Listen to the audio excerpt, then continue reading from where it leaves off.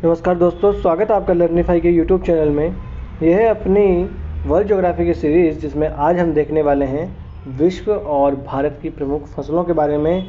और इसमें हम मुख्यतः विश्व की फसलों के बारे में देखेंगे। भारत का हम रेफरेंस ले लेंगे कि जो विश्व की मुख्य मुख्य फसलें हैं उनमें भारत जो है उसका क्या स्थान है, और भारत के राज्यों में वो जहाँ जहाँ फसलें उगाई जाती है ना, तो फिर भारत के कौन से राज्य में वो सबसे ज़्यादा उगाई जाती हैं। बाकी हम जब भारत की कृषि वगैरह पढ़ रहे होंगे तो डिटेल से इनके बारे में, और वहाँ पर जो यहाँ पर पढ़ लिए वो तो छोड़ देंगे, बाकी जो बच गई ना और छोटी मोटी फसलें जो वहाँ पर हम देख लेंगे। तो आज जो है उसमें हम देखेंगे मक्का के बारे में देखेंगे, और जूट के बारे में आज के लिए इसमें देखेंगे, और गन्ना के बारे में आज की इस लेक्चर में 3 फसलों के बारे में जानेंगे कि कौन से क्लाइमेटिक जो है वो इनको वो चाहिए, रेंज चाहिए, कैसे इनको वर्षा कितनी चाहिए, है ना, कौन सी मिट्टी में ये उगती है, ठीक है ना, कौन कौन से देश जो है वो इनमें उगाते हैं, टॉप एक्सपोर्टर्स जो है वो कौन से हैं, है ना, टॉप प्रोड्यूसर्स कौन से हैं, साथ ही साथ इंडिया में कौन से स्टेट्स जो है वो सबसे ज़्यादा इनको प्रोड्यूस करते हैं। ठीक है, इससे पहले वाला जो अपना लेक्चर था उसमें हमने ऑलरेडी गेहूँ और चावल के बारे में हमने देख लिया है। तो चलिए शुरू कर लेते हैं आज का लेक्चर। पहला जो है वो हम देखेंगे आज, पहली फसल जो अपने होने वाली है उसमें हम देखेंगे मक्का के बारे में। 1 मिनट, मैं पेन मोटा हो गया, ठीक है जी। तो मक्का जो है इसके बारे में हम आज सबसे पहले देख लेते हैं। मक्का किस प्रकार की फसल है। तो देखिए, यह उपोष्ण और नम उपोष्ण की ये फसल है। तो शीतोष्ण कटिबंधीय कल को अगर आपको कोई कहे तो मक्का जो है वो शीतोष्ण कटिबंधीय फसल नहीं है। अगर आपको याद रखना तो कैसे कि भाई जब बारिश अपने यहाँ हो रही होती है तभी तो मक्का हम खाते हैं, तभी तो मक्का खाने का मज़ा आता है, थोड़ा सा ठंड सी होती है। तो ये जो है वो उपोष्ण कटिबंधीय जो है वो फसल है। अपने कैसे तापमान अपने यहाँ रहता है वैसा, ठीक है। परंतु फिर भी देखिए इसकी बहुत सारी वेराइटीज़ अब आ गई है, तो ऐसा नहीं कह सकते कि ये वाली फसल यहाँ नहीं उगाई जा सकती। देखिए, जब चावल पंजाब में उग सकता है तो सोचिए हाँ कुछ भी हो सकता है, ठीक है। फिर तापमान देखिए, इसको चाहिए 18 से लेकर 27 डिग्री सेल्सियस तक का इसको तापमान चाहिए, यानी कि ज़्यादा ही इसको तापमान चाहिए। देखिए मिनिमम 18 होना चाहिए तापमान, समझ रहे हैं ना आप। तो इसको ज़्यादा ही तापमान चाहिए, तो वैसे वाली जगह पर ही उग पाएगी। फिर आर्द्रता भी कम ही हो, खुली धूप हो, और पाला से मुक्त 40 दिन की अवधि तो इसे चाहिए 40 दिन की अवधि में कम से कम जो है वो पाला नहीं पड़ना चाहिए। वर्षा भी इसको ज़्यादा नहीं चाहिए, 50 से लेकर 125 सेंटीमीटर तक की वर्षा जो है हो जाए तो ये मक्का उग जाती है।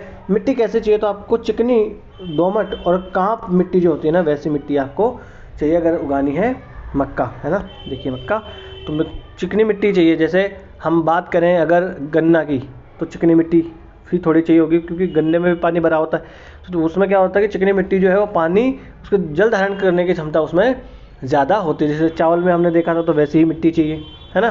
कपास में तो वैसी ही मिट्टी होती है, काली मिट्टी।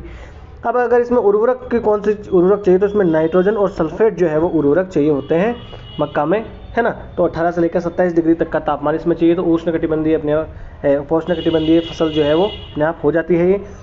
आर्द्रता इसमें कमी चाहिए, खुली धूप चाहिए, पाला रहित कम से कम 40 दिन इसमें चाहिए। वर्षा भी 50 से लेकर 125 सेंटीमीटर की वर्षा अगर हो जाए तो बहुत है। दुनिया में कहाँ कहाँ उगाया जाता है मक्का, तो देखिए संयुक्त राज्य अमेरिका में पेंसिल्वेनिया जो है, केंटकी है, मिसौरी है, इलिनॉइस है, ओहायो है, कंसास है, नेब्रास्का है, वहाँ पर उगाया जाता है। अभी हम मैप में भी देख लेंगे, ठीक है। चीन में अगर देखा जाए तो सेजवान बेसिन है, वहाँ पर उगाया जाता है।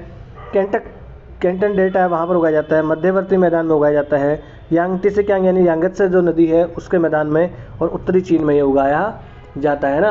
गेहूँ चावल भी तो उगाए जा रहे थे यांगत्से नदी के उसमें घाटी में। फिर ब्राज़ील में उगाए जाते हैं मिनास गिरास, साओ पालो, रायो ग्रांडे, डी सूल, पराना, ठीक है, यहाँ पर उगाया जाता है ब्राज़ील में। ये एक नाम तो आपको याद होगा नहीं, कान में पड़ा हो, कभी पूछ ले कहीं से भी। स्टेट पीसीएस वाले ज़्यादातर ऐसा पूछ लेते हैं, यूपीएससी भी आजकल ऐसे थोड़ा सा सरप्राइज़ जो है वो दे रही है, तो कान में आपके पड़े हो तो आपको लगेगा हाँ यार ऐसा कुछ नाम कहीं तो सुना था, ठीक है। तो यहाँ पर विश्व में उगाई जाती है मक्का। और जो अमेरिका में मक्का उगाते हैं ना, वहाँ पर इसका मुख्य वो उपयोग क्या करते हैं कि वहाँ पर सूअर पालन करते हैं साथ साथ में ही। तो उन सूअरों को जो है ये खिलाया जाता है मक्का, और फिर उनकी वजह से वो मोटे तगड़े हो जाते हैं, एकदम फैट उनका बढ़ जाता है, और फिर उनको वो सूअरों को काटते हैं, और उसकी वहाँ पर इंडस्ट्री खूब ज़्यादा चलती है। तो दुनिया में सबसे ज़्यादा मक्का कौन उत्पादन करता है, तो यूनाइटेड स्टेट्स जो है वो सबसे ज़्यादा मक्का उत्पादन करता है। उसके बाद चाइना आता है, फिर ब्राज़ील आता है, फिर यूरोपियन यूनियन आता है, फिर अर्जेंटीना आता है, फिर इंडिया आता है। देखिए तो 1 2 3 4 5 6, हम तो 6वें 7वें नंबर पर रहते हैं। तो 6वें नंबर पर इंडिया है मक्का के उत्पादन में। तो कल को यूपीएससी स्टेटमेंट दे दे कि सब विश्व के सबसे ज़्यादा उत्पादन जो है मक्का का भारत में होता है या चीन में होता है, तो गलत हो जाएगा।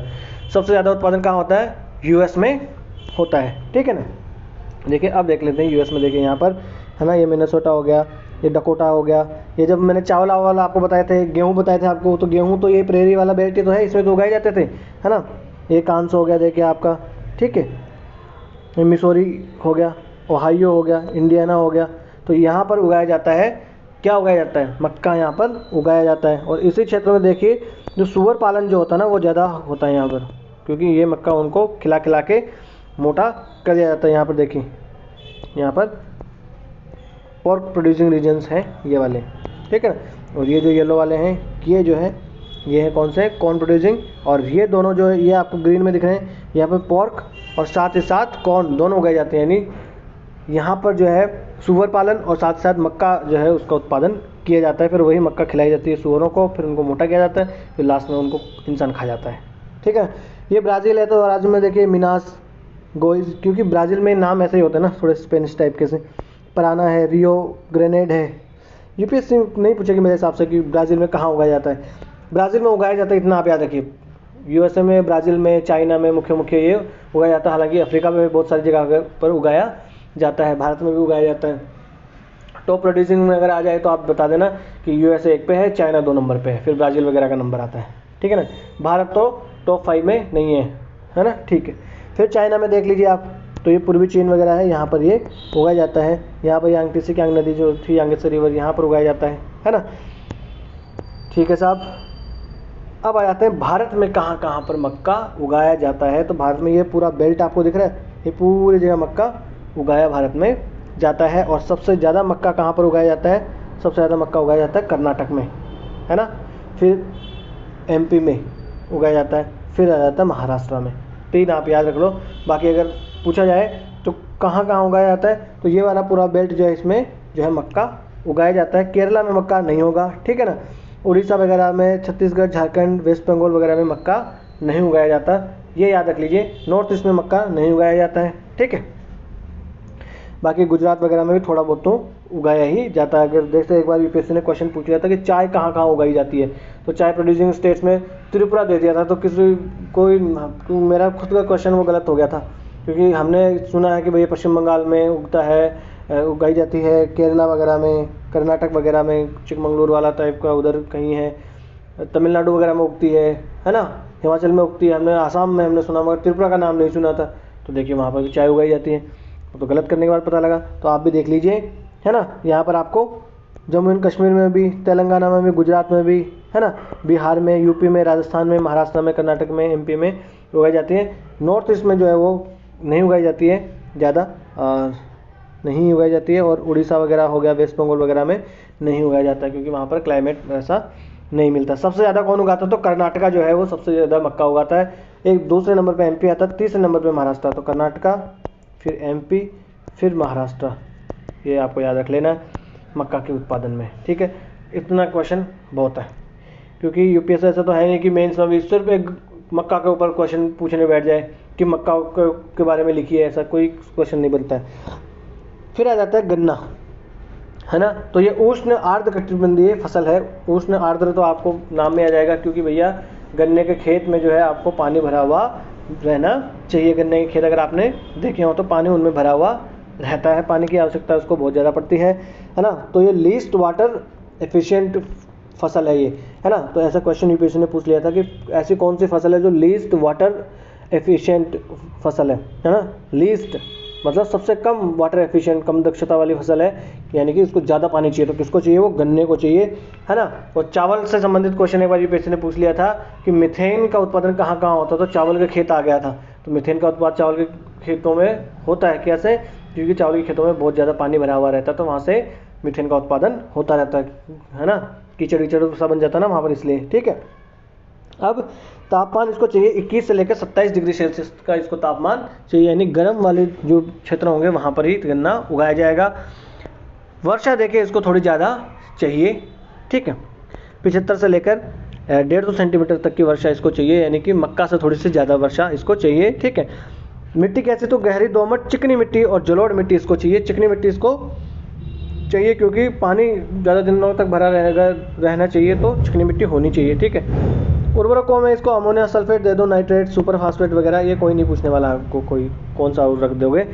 ये मिट्टी आप रखना गहरी चिकनी मिट्टी, जलोढ़ मिट्टी इसमें होनी चाहिए, ठीक है। तापमान आपको याद रह जाएगा, मतलब एग्जैक्ट याद रटने नहीं बैठना है कि 21 से 27 डिग्री, क्योंकि यूपीएससी में वो 22 से आपको 28 दे दिया तो कल को, तो एक रेंज आपको रहनी चाहिए कि हाँ इतना है, 30 डिग्री से कम वाले में ये रहेगा, और ज़्यादा एकदम जो है वो नीचे 20 डिग्री से नीचे भी नहीं जाना चाहिए, वो 20 से 30 वाले में होना चाहिए, ठीक है। वर्षा इसको 150 सेंटीमीटर तक की मिल जाए, 75 से 150 सेंटीमीटर, तो गन्ने उगाए जा सकते हैं, ठीक है। अब पूरी दुनिया में गन्ने कहाँ कहाँ उगाए जाते हैं, तो देखिए ब्राज़ील में गन्ने उगाए जाते हैं, भारत में उगाए जाते हैं, क्यूबा वगैरह में गन्ने उगाए जाते हैं, ठीक है। ब्राज़ील में उत्तर पूर्वी उसका तटीय भाग है, वहाँ पर पाराइबो, पोरानुन्बो, बहिया, Manas grass, Rio de Janeiro वगैरह में उगाया जाता है। भारत में देखिए उत्तर प्रदेश, बिहार, तमिलनाडु, महाराष्ट्र, आंध्र प्रदेश, कर्नाटक वगैरह में उगाया जाता है। क्यूबा जो है वहाँ पर भी ये उगाया जाता है। क्यूबा छोटा सा देश है, कैरिबियन आइलैंड्स में जो उससी है ना, वहाँ पर ये छोटा सा एक क्यूबा देश है ना। पूरी दुनिया में सबसे ज़्यादा शुगर केन जो है वो कहाँ उत्पादन किया जाता है, तो ब्राज़ील में, और दूसरे नंबर पे आते हैं हम इंडिया। शुगर केन की बात कर रहा हूँ मैं, शुगर की नहीं, याद रखना, गन्ने की बात कर रहा हूँ, चीनी की बात नहीं कर रहा मैं। चीनी सबसे ज़्यादा उत्पादन करता है भारत, परंतु गन्ना सबसे ज़्यादा उत्पादन करता है कौन, ब्राज़ील। अब आप कहोगे सर गन्ना वो उत्पादन कर रहा है तो चीनी वही बनाना चाहिए, तो नहीं, क्योंकि हम लोग चुकंदर से भी चीनी बनाते हैं, वो सिर्फ गन्ने से बनाते हैं, हम होशियार हैं। इसलिए शुगर केन के मामले में, गन्ने के मामले में ब्राज़ील सबसे बड़ा उत्पादक है, और फिर इंडिया है, और तीसरे नंबर पर चाइना है, हमारे बाद पाकिस्तान आता है, मतलब चाइना के बाद में। तो ब्राज़ील, भारत, चीन, पाकिस्तान, ये टॉप 4 में आते हैं गन्ना उत्पादन में। आपको याद रख लेना कि ब्राज़ील जो है वो गन्ना उत्पादन में 1 नंबर पे है, भारत नहीं है। फिर इंडिया शुगर एक्सपोर्ट अगर देखा जाए लास्ट 5 ईयर्स का, 10 ईयर्स का, तो देखिए, तो ये मैं आप क्यों लेके आया हूँ, क्योंकि इसमें आप देखिए ये स्टेडीली नहीं इंक्रीज़ हो रहा है, ये जिगजैग करके इंक्रीज़ हो रहा है, घट रहा है, बढ़ रहा है, घट रहा है, बढ़ रहा है ना। तो यूपीएससी से पूछ लेती कि पिछले 10 वर्षों में गन्ने का उत्पादन स्टेडीली इंक्रीज़ हुआ है। आपने अगर पिछले ईयर के क्वेश्चन अगर आपने देखे होंगे तो यूपीएससी से क्वेश्चन पूछती है, इसलिए मैं आपके लिए डेटा लेके आया हूँ ताकि आप देख लो कि भैया नहीं, स्टेडीली इंक्रीज़ नहीं है, और ये तो ओवरऑल भी इंक्रीज़ नहीं है ना। ये है कि भैया घट रहा बढ़ रहा। हाँ, ओवरऑल तो अगर देखो आप तो यहाँ 2009 से तो इंक्रीज़ ही है, पर ये जिगजैग बढ़ रहा है, स्टेडीली इंक्रीज इसमें नहीं हो रहा है। अब देखो कि केन शुगर प्रोड्यूसिंग कंट्री देखा जाए, केन शुगर मतलब गन्ने से जो चीनी बनाई जाती है उसके उत्पादन में अगर देखा जाए तो भारत जो है वो सबसे ज़्यादा चीनी का उत्पादन करता है। उसके बाद ब्राज़ील आता है, उसके बाद क्यूबा आता है ना। क्यूबा, अगर मेरे पास अभी मैप नहीं है तो क्यूबा जो है आप देखोगे जो यूएसए है, यूएसए से नीचे मैक्सिको की खाड़ी की तरफ अगर आप आओगे तो वहाँ पर कैरिबियन जो सी है वहाँ पर छोटा सा देश है क्यूबा, है ना। फिडेल कास्ट्रो वगैरह वहाँ के वो नेता वगैरह हुआ करते थे, ठीक। तो क्यूबन मिसाइल एक बार संकट भी पैदा हो गया था वो। तो इंडिया जो है वो 1 नंबर पे शुगर केन की जो चीनी बनती है ना, वो चीनी उत्पादन में भारत 1 नंबर पे है, गन्ना उत्पादन में ब्राज़ील 1 नंबर पे। बाकी सब देखें तो भारत 1 नंबर पे, ब्राज़ील 2 नंबर पे, क्यूबा तीसरे नंबर पे, और चाइना चौथे नंबर पर शुगर का उत्पादन करता है। तो शुगर के उत्पादन में हम आगे हैं, कंफ्यूज नहीं होना है। परंतु शुगर के एक्सपोर्ट में हम आगे नहीं हैं। शुगर का एक्सपोर्ट करता है ब्राज़ील ज़्यादा, क्योंकि हम लोग चीनी कितनी खाते हैं पता आपको, चाय में भी भर भर के चीनी, हलवे में चीनी, चाय में चीनी, जूस में चीनी, जिसमें जाओ उसमें चीनी हम लोग पीते हैं। तो चीनी जब सारी उत्पादन इतना कर रहे हैं पर खा हम ही जाएंगे तो फिर कहाँ से करेंगे। चाय और चीनी उत्पादन बहुत करते हैं हम, पर यहीं निपटा देते, पूरा बाहर नहीं जाने देते हम लोग। ऐसा नहीं करता किसी भी चीनी भी नहीं देखे, है ना। वैसे हम तो कहते हैं कि रात बेरात तो मीठा खा के बाहर नहीं निकलना चाहिए, तो रात बेरात नहीं निकलते हम, है ना। तो एक्सपोर्ट में जो है हम 1 नंबर पे नहीं है, इतना आपको याद रख लेना है। एक्सपोर्ट पे ब्राज़ील 1 नंबर पे है, उत्पादन में हम 1 नंबर पे हैं, पर ठीक है। पर गन्ने के उत्पादन में फिर ब्राज़ील 1 नंबर पे आ जाता है। भारत में शुगर केन कहाँ कहाँ उगाया जाता है, तो देखिए उत्तर प्रदेश में उगाया जाता है और 1 नंबर पे सबसे ज़्यादा भारत में गन्ने का उत्पादन कौन करता है? उत्तर प्रदेश, क्योंकि इसके बाद एरिया भी बहुत ज़्यादा है ना। तो गन्ने का उत्पादन सबसे ज़्यादा किया जाता है उत्तर प्रदेश में 1 नंबर पे, ठीक है। 2 नंबर पे किया जाता है महाराष्ट्र में, 3 नंबर पे कर्नाटक लगता हुआ, 4 नंबर पे उससे लगता हुआ नीचे तमिलनाडु, 5 नंबर पे जो है आपको बिहार आ जाता है। बस इतने याद रख लेने हैं। बाकी जो है ये थोड़ा बहुत जो है तो यहाँ पर भी उगाया जाता है गुजरात वगैरह में, पर वो उतना नॉर्मल तो देख कहीं उगा लो, ऐसा तो नॉर्मल तो राजस्थान में भी उगाते हैं हमारे यहाँ, मैंने देखा उगता हुआ गन्ना, तो पर वो मान्यता नहीं होता है। हाँ जी, तो हमने देख लिया था ऑलरेडी कि उत्तर प्रदेश जो है वो 1 नंबर पे आता है, दूसरे नंबर पे महाराष्ट्र आता है, तीसरे पे कर्नाटक और चौथे पे आता है तमिलनाडु, 5वें पे आता है बिहार। तो टॉप 5 जानना आपको बहुत है। उत्तर प्रदेश में सबसे ज़्यादा गन्ने का उत्पादन होता है, ठीक है ना। दूसरे पे आ जाता है महाराष्ट्र। इतना आपको याद रख लेना है गन्ने के मामले में। फिर तीसरे नंबर पे हम देखेंगे कपास के बारे में कि कपास जो है वो कहाँ कहाँ उगाई जाती है, ठीक है, उसके बारे में। तो इसकी 2 किस्में होती हैं, एक अमेरिकन किस्म होती है और एक एशियाई किस्म इसकी होती है कपास की। और इसको चाहिए, देखिए कोष्ण इसको चाहिए और सामान्य वर्षा वाली जलवायु उसको चाहिए, नहीं वर्षा एकदम ज़्यादा भी नहीं होनी चाहिए, क्योंकि जब इसका ये जो देखिए ये गांठें सी बन रही होती है ना उसकी कपास की, उस वक्त अगर बारिश होगी तो ये फिर ख़राब हो जाता है। तापमान इसको देखिए चाहिए 20 से लेकर 35 डिग्री सेल्सियस के बीच में इसको तापमान चाहिए, यानी अच्छा खासा तापमान इसको चाहिए। वर्षा इसको ज़्यादा नहीं चाहिए, 50 से 100 सेंटीमीटर तक की वर्षा हो जाए ना, उतना ही बहुत है। पाला इसको बिल्कुल पसंद नहीं है, कम से कम 200 दिन तो जो है वो पाला रहित दिन इसको चाहिए। मिट्टी कैसी चाहिए? अच्छी अफवाह वाली चूनायुक्त दोमट मिट्टी इसको चाहिए, चीका प्रधान दोमट और काली मिट्टी इसको चाहिए। तो इसके बारे में याद रखना, काली मिट्टी, काली मृदा जो है उसको चाहिए, जिसे रेगुर भी कहा जाता है। काली मृदा जो होती है ना इसको रेगुर कहा जाता है। तो जहाँ काली मिट्टी होगी वहाँ पर कपास उगाई जाएगी। चिकनी मिट्टी होनी चाहिए, है ना। तो गन्ने में चिकनी मिट्टी हमने देखा ऑलरेडी, कपास में हमने देखा कि चिकनी मिट्टी होनी चाहिए, ठीक। और उसमें मक्के में भी हमने चिकनी मिट्टी ही देखी थी। उर्वरक में देखिए नाइट्रोजन अमोनिया वगैरह इसको चाहिए, फास्फोरस वगैरह किसको नहीं चाहिए, ठीक है, सबको चाहिए। तापमान इसको अच्छा खासा चाहिए, ठीक है ना, 20 से 35 डिग्री के बीच में। वर्षा इसको हालांकि ज़्यादा नहीं चाहिए, बस इतना याद रखना। कल को ये से दे देगी 150 से 200 सेंटीमीटर वर्षा चाहिए तो नहीं, बोल देगा कि 100 से 200 सेंटीमीटर, 100 से 150 सेंटीमीटर वर्षा चाहिए तो नहीं, 100 सेंटीमीटर तक की वर्षा हो जाए बस काफ़ी है इसके लिए, इतना ज़्यादा और इसको वो नहीं है, ठीक है। ठीक है साहब, और काली मिट्टी इसको चाहिए, ये याद आप रख लेना, ठीक है।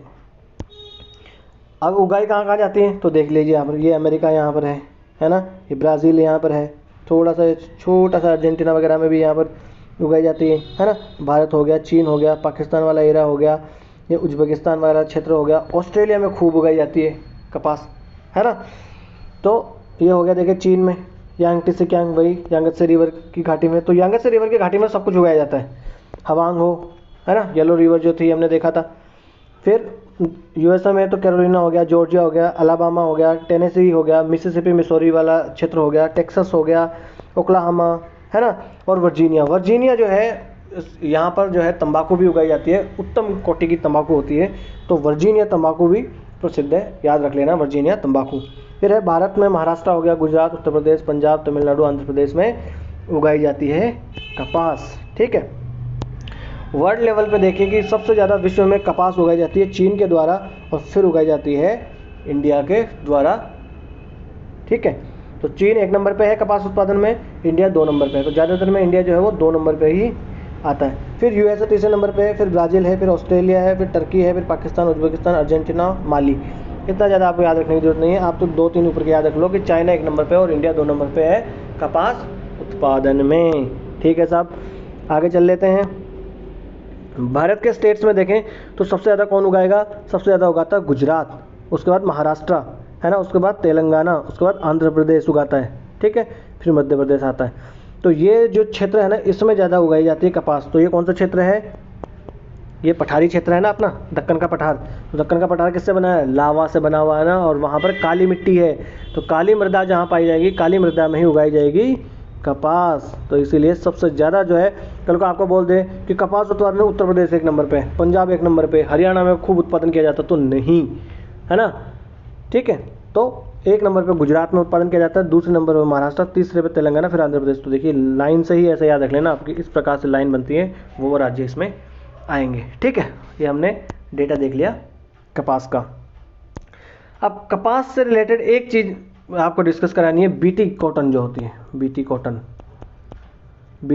या बीटी कपास क्या होती है, उसके बारे में हमें जानना है। अब देखिए भारत में देखिए उत्पादन तो हम दूसरे नंबर पे दुनिया का करते हैं, परंतु भारत का जो प्रति इकाई क्षेत्र में जो उपज है ना, वो हमारी बहुत कम है, ये याद रखना है।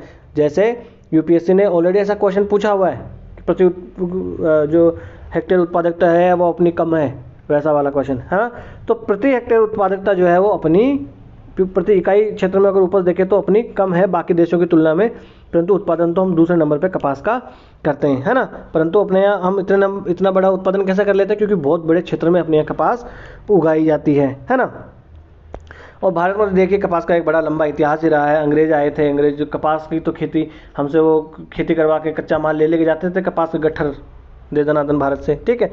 और 2003-4 में तो भारत दुनिया का तीसरा सबसे बड़ा कपास उत्पादक बन गया था और 7वां सबसे बड़ा निर्यातक भी बन गया था। पर 2002 में जो है यहाँ पर जेनेटिकली मॉडिफाइड जो है एक कॉटन जो होती है उसकी एक वेराइटी लॉन्च कर दी जाती है, जिसे कहा जाता है बीटी कॉटन, है ना। हाइब्रिड को वेराइटी जो वो होती है वो लॉन्च कर दी जाती है, ठीक है। फिर बीटी कॉटन जो है देखिए अपने जितनी भी कॉटन उगाई जाती है उसका 95% तो कॉटन जो है वो बीटी कॉटन ही उगाई जाती है भारत में, ये भी याद रखना है। ये डेटा ऐसा यूपीएससी बहुत ऐसे डेटा को प्यार करती है, ऐसे क्वेश्चन पूछती है जी, है ना। तो लगभग 95% क्षेत्र जो है वो बीटी कॉटन ही उगाया जाता है भारत में, ठीक है ना। फिर देखिए ऐसा अनुमान भी लगाया गया था कि चीन को पीछे छोड़ते हुए भारत जो है कपास का सबसे बड़ा उत्पादक जो है वो बन जाएगा 2022-23 में, परंतु वो भारत नहीं बन पाया। भारत जो है वो अब 2 नंबर पे है, चीन 1 नंबर पे कपास का उत्पादन करता है अभी तक के डेटा के हिसाब से। बाकी एक बार आप एग्जाम में जाने से पहले और एक बार क्रॉस वेरीफाई कर लेना कि कौन सा 1 नंबर पे है, ठीक है। फिर देखें जो आलोचक है वो भी कहते हैं कि भाई बीटी कपास की वजह से किसानों ने जो है किसानों के ऊपर इसका बहुत ज़्यादा नकारात्मक प्रभाव पड़ा है उनकी आजीविका के ऊपर। अब आप कहोगे सर ऐसा कैसे हो गया, बीटी कॉटन की वजह से तो उत्पादन ज़्यादा होता है, उसकी वजह से कैसा प्रभाव पड़ गया। तो देखिए ये हाइब्रिड वेराइटी है, इसमें क्या होता है टर्मिनेटर बीज होते हैं इसमें।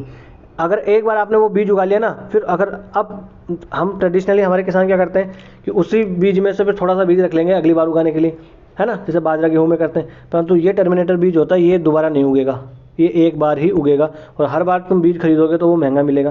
तो इस प्रकार से फिर बारिश जो है कीट पतंगों से तो बच जाएगी बीटी कॉटन, परंतु बारिश कम आ गई, दूसरा मौसम का ऐसा हो गया तो फिर जो है थोड़ा सा इसमें प्रभाव पड़ जाता है और इसमें बीमारी लग जाती है थोड़ी बहुत। तो अब ये बीटी कॉटन ये जो जीव है ये भी रेजिस्टेंट हो गए इनसे धीरे धीरे, तो ये थोड़ा इस पर नकारात्मक प्रभाव पड़ा है ना बीटी कॉटन का। और बीटी कॉटन में बीटी का मतलब क्या होता है, तो बीटी का मतलब होता है बेसिलस थुरिनजेंसिस, जो कि एक बैक्टीरिया है ना। और वो बैक्टीरिया क्या करता है, क्रिस्टल प्रोटीन उत्पन्न करता है और ये प्रोटीन कीटों के लिए हानिकारक होती है। देखिए ये कीट है, ये कपास के पत्ते को खाने जाएगा और इस कपास के पत्ते में ऑलरेडी जो है जहर होगा इसके लिए, इस जीव के लिए जहर का काम करेगी। तो जैसे इसको खाएगा ये मर जाएगा, है ना। तो कपास की खेती को नुकसान नहीं होगा, ठीक है। और इसी के नाम पर फिर देखिए बेसिलस थुरिनजेंसिस के नाम पर ही इसका नाम बीटी रख दिया गया है। आगे तो देखिए बीटी ब्रिंजल जो है, ब्रिंजल भी है, तो अभी कमर्शियल उत्पादन का लाइसेंस बीटी ब्रिंजल को नहीं दिया गया, बल्कि इसी को ही दिया गया, बीटी कॉटन को ही दिया गया है। ये बीटी कॉटन के बारे में हमने जानकारी हासिल कर ली, है ना। इतना तो क्या नुकसान हुए वो भी मैंने थोड़ा सा आपको बता दिया। देखिए जैव विविधता को भी नुकसान हो सकता है भाई। ये जो बीटी कॉटन है ये कुछ ऐसे जीव हैं जो कॉटन के पत्ते वगैरह थोड़े बहुत खाते होंगे, उनको नुकसान पहुंचा देंगे, ठीक है। कल को और जैव विविधता में इसका जो है वो प्रभाव पड़ जाए, मधुमक्खियाँ वगैरह है वो फूलों का रस चूसे वो मर जाए उसकी वजह से, ठीक है। तो ये थोड़े से इसके नुकसान वगैरह हो सकते हैं, ठीक है। अब आ जाते हैं जूट, है ना। कपास देख ली हमने, अब आ जाते हैं जूट के ऊपर। तो ये भी एक उष्ण आर्द्र कटिबंधीय फसल ही है, यानी कि इसको भी अच्छा खासा जो है तापमान वगैरह चाहिए, अच्छी खासी आर्द्रता इसको चाहिए जूट को, ठीक है ना। और 25 से लेकर 35 डिग्री सेल्सियस इसको चाहिए, कपास वाला ही रेंज इसको चाहिए। 150 से 125 से लेकर 200 सेंटीमीटर तक वर्षा इसको चाहिए। तो देखिए जूट को खूब ज़्यादा बारिश चाहिए होती है। मैं आपको बताऊंगा अभी आगे फोटो दिखा के कि क्यों चाहिए होती है। इसको चाहिए कछारी और डेल्टाई कांप मिट्टी। खेतों में हमेशा जल और सस्ते श्रमिक की आवश्यकता इसके लिए होती है। क्यों होती है अभी आगे देखेंगे। है ना। तो कांप मिट्टी इसको, डेल्टाई मिट्टी इसको चाहिए, यानी नदियों के आसपास वाला जो क्षेत्र हो ना वहाँ पर ये ज़्यादा उगाया जाता है। तो आप सोचो भारत में नदियों वाला क्षेत्र कहाँ पर ज़्यादा है, तो बंगाल की खाड़ी वाला जो डेल्टाई क्षेत्र है ना वहाँ पर नहीं है। हाँ, तो जो बांग्लादेश पहले भारत का हिस्सा हुआ करता था, तो बांग्लादेश वाला जो आज का इलाका है ना वहाँ पर, थोड़ा अपना पश्चिम बंगाल वाला आसाम वाला क्षेत्र है ना वहाँ पर खूब उगाया जाता था। फिर आज़ादी हमको मिली और भारत और पाकिस्तान दो देश बन गए, तो भैया पूरा अपना जूट उत्पादक क्षेत्र तो होता मैक्सिमम तो चला गया कहाँ पर, चीन में चला गया। चीन में क्या, माफ़ कीजिएगा, बांग्लादेश में चला गया। अब देखिए ये है जूट के, माफ़ कीजिएगा, ये देखिए है जूट के पौधे यहाँ पर उगे हुए हैं। फिर इनको ऐसे काट के यहाँ पर गट्ठर बना के ऐसे रख दिया जाता है। फिर आप कहोगे सर ये पानी में डुबा के क्या करते हैं, इनका क्या ख़राब कर देंगे फसल को? नहीं, इसको कहते हैं रेटिंग, इसको कहते हैं रेटिंग, रेटिंग इसे कहते हैं। होता क्या है कि ये जूट को काट के फिर सूखने के बाद में, या ये जो इसका गट्ठर बना दिया गया, इन गट्ठरों को फिर पानी में इनको क्या कर दिया जाता है, डाल दिया जाता है, ताकि पानी की धारा जो रहेगी ना उसकी वजह से इसमें नमी भी बनी रहेगी, टूटेगा नहीं है, और फिर इसके जो रेशे जो है ना वो अलग अलग हो जाएंगे। इसलिए इसको पानी की आवश्यकता ज़्यादा होती है, इसलिए डेल्टाई कछारी क्षेत्र में यह ज़्यादा उगाया जाता है। आप मैं बता रहा था ना पानी क्यों चाहिए, तो इसलिए चाहिए क्योंकि इसका रेटिंग जो करते हैं ना, उस रेटिंग के लिए ये जो है पानी का, इसमें पानी की आवश्यकता इसमें पड़ती है। फिर देखिए रेटिंग करने के बाद में इसको बना लिया जाता है इस प्रकार से, रेशे इसके। फिर इसको क्या कर लेते हैं, सूतली वगैरह आपने देखी होगी, बोरी वगैरह आपने चीनी वगैरह की देखी होगी, वो बोरी वगैरह जो है उसमें इस्तेमाल होता है इसका जूट का। आपने रस्से वगैरह देखे होंगे, वो जूट के ही बनते हैं, ठीक है ना। और जो गवर्नमेंट है वो इसके ऊपर निर्धारित करके रखती है कि भैया कुछ जो उत्पादन है उसमें जो पैकिंग होगी वो इसी बोरी में आपको करनी पड़ेगी, ताकि जूट के जो उत्पादक हैं, जूट की जो कंपनियां हैं, जो फैक्ट्रीज है, उसको वो सस्टेन कर पाएँ, ठीक है ना। अब जूट के उत्पादन में देखा जाए तो भारत जो है वो 1 नंबर पे अभी भी उत्पादन करता है, दूसरे नंबर पे आ जाता है बांग्लादेश, तीसरे नंबर पे उज्बेकिस्तान, चौथे नंबर पे चाइना आ जाता है। तो 1 नंबर पे तो भारत ही उत्पादन करता है, 2 नंबर पे बांग्लादेश आ जाता है। वैसे बहुत सारा क्षेत्र तो अपना बांग्लादेश में चला गया था आज़ादी के बाद में, बंटवारे के बाद में, ठीक है ना। भारत में देखिए पश्चिम बंगाल में, बिहार में, आसाम, उड़ीसा और पूर्वी उत्तर प्रदेश में उगाया जाता है, और बांग्लादेश में भी ये नारायणगंज वगैरह तमाम तामझाम जगह है वहाँ पर उगाया जाता है, बांग्लादेश में उगाया जाता है, आप तो इतना याद रख लीजिए। भारत में देखिए सबसे ज़्यादा वेस्ट बंगाल में उगाया जाता है, 2 नंबर पे आसाम में उगाया जाता है, फिर ये बिहार में उगाया जाता है, ठीक है ना। फिर छोटा मोटा यहाँ पर देखिए मेघालय वगैरह में भी ये उगाया जाता है, और ये कोस्टल एरिया के पास जो है ना, मैंने कहा डेल्टाई क्षेत्र, डेल्टा कहाँ होगा, यहीं होगा डेल्टा, तो यहाँ उगाया जाएगा। ये मध्य प्रदेश में डेल्टा होगा, नहीं होगा, है ना। उत्तर प्रदेश में क्या इधर अंदर की तरफ डेल्टा वगैरह होगा, तो नहीं होगा। जहाँ इसको देखिए वो डेल्टा तो चाहिए वो रेटिंग के लिए, ठीक है, पानी भी अच्छी खासी मात्रा में इसको चाहिए, वर्षा, ठीक है ना। तो ये हमने देखा जूट के बारे में, ठीक है। तो आज का लेक्चर हम यही समाप्त कर लेते हैं। आज के लेक्चर में हमने मक्का देख लिया है, कपास हमने देख लिया है, गन्ना हमने देख लिया और जूट देख लिया। इनकी रैंकिंग्स देख ली है, कौन सबसे ज़्यादा उत्पादन करता है, क्या क्या इसके क्लाइमेटिक रीजन इसको चाहिए, वर्षा कितनी चाहिए, ठीक है, जलवायु क्या होनी चाहिए, सब हमने देख लिया। इतना आप याद रख लोगे तो एग्रीकल्चर से क्वेश्चन गलत नहीं होगा। देखिए अभी हम एग्रीकल्चर से रिलेटेड पढ़ रहे हैं ना, इंडस्ट्री इनसे रिलेटेड पढ़ेंगे, आगे इंडस्ट्री का वाला चैप्टर में हम पढ़ेंगे। तो एग्रीकल्चर में इतना अगर आप पढ़ लोगे तो इससे ज़्यादा आपका क्वेश्चन एक भी नहीं छूटेगा, इतना गारंटी के साथ मैं कह रहा हूँ। तो बस आज का लेक्चर हम यहीं समाप्त कर देते हैं। इस लेक्चर की अगर आपको PDF चाहिए तो आप जाइए लर्निफाई अनलॉकिंग नॉलेज के नाम से टेलीग्राम पे अपना चैनल है, यहाँ से आप स्कैन कर सकते हैं, और डिस्क्रिप्शन बॉक्स में लिंक भी दिया हुआ है। वीडियो अगर आपको अच्छा लगा हो तो लाइक कर दीजिए और चैनल को सब्सक्राइब कर लीजिए। और अगर आपको कोई सलाह लेनी हो या कोई सलाह देनी हो तो आप हमें कमेंट्स बॉक्स में भी लिख सकते हैं, और बड़े ही लोकतांत्रिक ढंग से हम अपने इस छोटे से परिवार को आगे बढ़ाएंगे। नमस्ते, धन्यवाद।